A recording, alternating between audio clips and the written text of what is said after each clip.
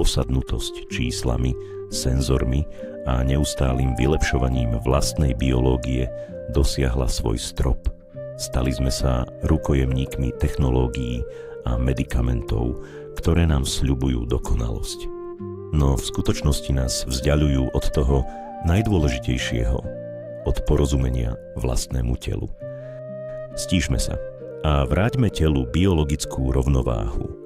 Jedným z najvýraznejších trendov dneška je používanie látok na potlačenie hladu u zdravých ľudí. Len kvôli estetike. Je to jasný príklad toho, ako ďaleko dokáže zájsť túžba po rýchlom výsledku. Zabúdame však na základný fakt. Svaly nie sú len na okrasu. Svalstvo je metabolický motor nášho tela, ktorý páli energiu, aj keď sme v úplnom pokoji. Keď drasticky znížime kalórie bez silového tréningu, telo nezačne spaľovať primárne tuky. Začne požierať vlastné svaly. A s tým súvisí aj dnešná proteínová obsesia. Snaha udržať si svaly sa scvrkla na nekonečné pitie umelých proteínových práškov.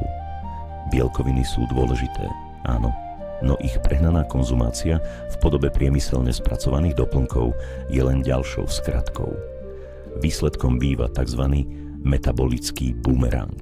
Po vysadení chémie je náš metabolický motor slabší ako na začiatku. Telo sa prepne do režimu ukladania energie a človek priberá tuk aj tam, kde mal predtým svaly. Stávame sa rukojemníkmi namiesto toho, aby sme budovali trvalú rovnováhu. Skúsme si preto položiť otázku: je toto riešenie v súlade s evolučnou biológiou človeka? Alebo je to len ďalší produkt marketingu, ktorý sľubuje, že vyrieši zodpovednosť voči nášmu vlastnému zdraviu za nás? Pozrime sa na tuk inak. Tuk totiž nie je náš nepriateľ. Telo má dva základné druhy. Prvým je biely tuk. To je tá klasická zásobáreň energie. Pri chronickom strese a nedostatku svalov sa hromadí najmä v oblasti brucha. Ide o viscerálny tuk, čo je v podobe zápalových procesov doslova metabolická bomba. Tým druhým je hnedý tuk. Ten funguje ako náš vnútorný radiátor. Prirodzene spaľuje kalórie, aby vytváral teplo.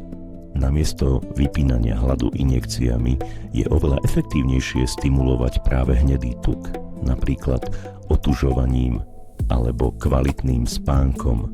To je cesta, ako zrýchliť metabolizmus bez narušenia citlivých hormonálnych procesov. Prečo sme ale všetci takí vyčerpaní? Táto celospoločenská únava nie je náhoda, je to systémové vyčerpanie. Náš mozog je evolučne nastavený na spracovanie podnetov v rámci malej komunity. Dnes nás však bombardujú tisíce vnemov denne. Každé jedno upozornenie na telefóne v nás vyvoláva jemnú vlnu stresového kortizolu. Nervový systém jednoducho nemá priestor na reštart, k tomu sa pridáva rozpad prirodzených rytmov.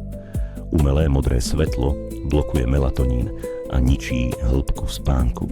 Aj keď spíte 8 hodín, váš mozog sa neprečistí, pretože glymfatický systém, ktorý ho upratuje, funguje naplno len v hlbokej fáze spánku. A navyše hladujeme pri plných stoloch.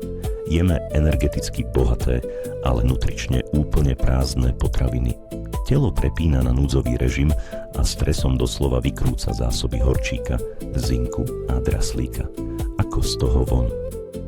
Cesta vedie cez postupnú a prirodzenú mineralizáciu. Mnohí z nás pijú litre vody, no stále cítime únavu.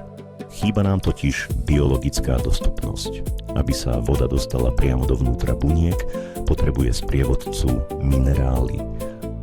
Obyčajná štipka kvalitnej, nerafinovanej, sivej keltskej soli vo vode dokáže zázraky. Dodá telu stopové prvky potrebné na aktiváciu sodíkovo-draslíkovej pumpy. Keď takto prirodzene doplňame minerály, bunky začnú opäť správne dýchať. Zároveň musíme podporiť naše svaly. A nemusí to byť len o ťažkom tréningu v posilňovni. Kľúčom je vedomé napätie a funkčnosť. Skúste izometrické cvičenia, ako je obyčajná výdrž v plánku. Venujte pozornosť pomalým, vedomým pohybom pri bežných úkonoch, alebo sa len prejdite hore kopcom. Aktivujete tým veľké svalové reťazce a hlboký stabilizačný systém úplne prirodzene. Na záver sa pozrime na to najdôležitejšie, na našu psychiku.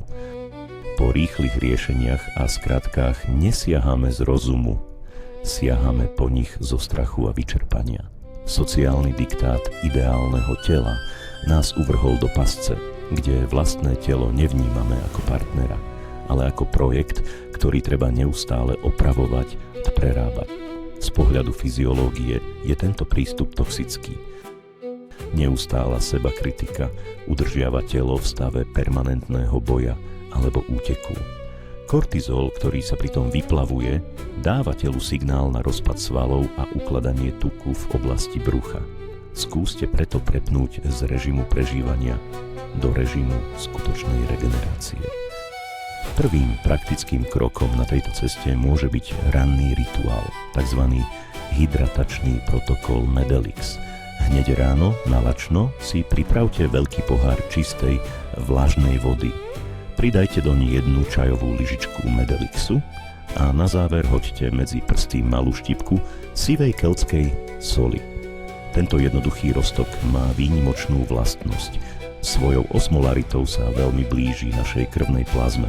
Telo ho okamžite rozpozná. Minerály zo soli aktivujú v bunkách sodíkovo-draslíkovú pumpu a Medelix dodá telu biologicky dostupné živiny pre ranné naštartovanie. Je to ten najprirodzenejší spôsob, ako dať hneď po prebudení svojmu telu najavo, že s ním už viac nebojujete, ale že sa oň staráte s rešpektom, bez skratiek a v plnej rovnováhe. A ak vás táto téma zaujala a chcete ísť ešte hlbšie, na našom webe medelix.sk nájdete množstvo ďalších článkov. Nejdeme v nich len po povrchu. Spájame najnovšiu biológiu a vedecké poznatky s čistou silou prírody a hľadaním skutočného vnútrobunkového zdravia. Na stránke medelix.sk v sekcii články si prečítate viac o tom, ako vrátiť svojmu telu to, čo naozaj potrebuje. Budem sa na vás tešiť v ďalšom pripravovanom podcaste.